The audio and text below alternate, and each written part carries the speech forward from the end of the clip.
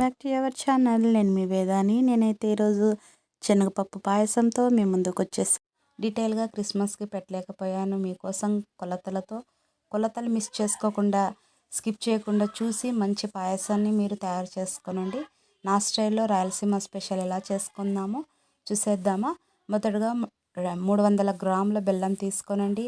అలాగే తగినన్ని dry fruits తీసుకోనండి. అలాగే 200 గ్రాముల శనగపప్పుని ఇలాగ 3 విజిల్స్ పెట్టి 1/2 లీటర్ వాటర్లో ఉడికించుకోనండి చాలు. అలాగే ఒక గిన్నె తీసుకొని అందులో 1/2 గ్లాస్ అంతా వాటర్ వేసి బెల్లం మొదటగా కరగనివ్వండి. ఇలాగా కరిగి సిరప్ అయిపోవాలి. నేను చూపిస్తున్న విధంగా బెల్లం పొడి చేసుకొని వేసుకోనండి, తొందరగా కరిగిపోతుంది. ఇలాగ కరిగిపోవాలండి, ఇలా చేసుకోవాలి. అయితే ఇది గమనించండి, ఇలా ఉడుకుతున్నప్పుడే శనగపప్పు మిశ్రమాన్ని వాటర్తో సహా యాడ్ చేసుకోనండి. నేను ఇక్కడ రవ్వ చూపిస్తున్నానండి. రవ్వ 100 గ్రాములు తీసుకుంటున్నాను, బాంబే రవ్వ. ఇలాగా రవ్వ మునిగేంత వరకు వాటర్ పోసుకొని ఒకసారి చేతితో కలియపెట్టేసేసుకొని ఆ బెల్లం సిరప్లోకి వేసేయండి. ఇలా నేను చూపిస్తున్న విధంగా. అయితే గరిటెతో తిప్పుతూ వేయండి, లేకపోతే ఉండ కట్టేస్తుంది. ఈ కొలతలు మిస్ చేసుకొనకండి. ఒకటి ఎక్కువై ఒకటి తక్కువైపోతే మాత్రము అస్సలు బాగరాదు, అది గుర్తు పెట్టుకోనండి. చూడండి, ఇలాగ నేను ఇలాచీ పౌడర్ని 1 టేబుల్ స్పూన్ యాడ్ చేస్తున్నాను. ఇలాగ యాడ్ చేసేసుకొని మరి ఒకసారి తిప్పుకోనండి. ఇన్ కేస్ మీకు చిక్కగా ఉంటే ఒక 1/2 గ్లాస్ అంతా వాటర్ వేయండి. అసలు పాలు అవసరమే లేదు. ఇలాగా వాటర్ వేసేసుకోనండి. నాకు ఇక్కడ చిక్కగా అనిపిస్తుంది కాబట్టి నేను 1/2 గ్లాస్ వాటర్ వేస్తున్నాను చాలు, ఇంకెక్కువ వేయకండి.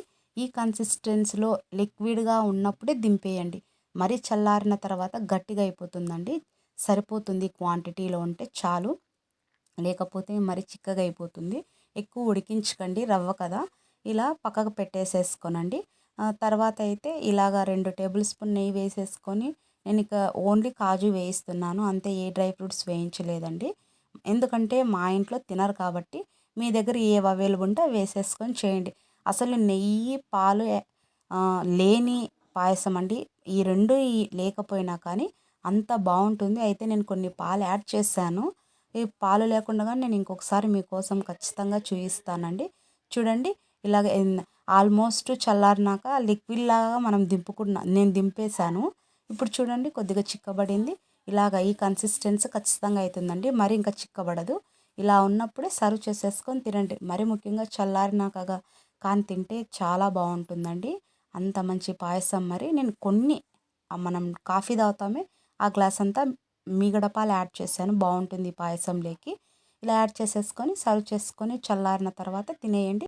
కొన్ని స్వీట్స్ కానీ పాయసాలు కానీ వేడివేడిగా ఉన్నప్పుడే సర్వ్ చేసేసుకొని తింటే బాగుంటుంది, కానీ ఈ పాయసం మాత్రము చల్లారిన తర్వాత తింటే మంచి శనగపప్పు ఆ ఫ్లేవర్ తెలుస్తూ ఉంటుంది, అంత బాగుంటుంది.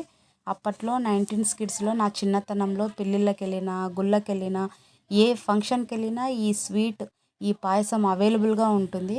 అంత బాగుంటుందండి. ఇప్పట్లో ఎవరు చేయరు, మర్చిపోయారు. నేను ఇలాగా రాయలసీమలో ఉన్న వాళ్ళకి తెలుస్తుంది ఈ పాయసం అంటే ఎంత బాగుంటుందో, ఎంత ఇష్టపడతారో. మరి ఇలా చేసేసుకొని హ్యాపీగా తినేసి మీ ఇంటిలో పాది నాకు కామెంట్ చేసి చెప్పండి. ట్రై చేయండి, సబ్స్క్రైబ్ చేయండి.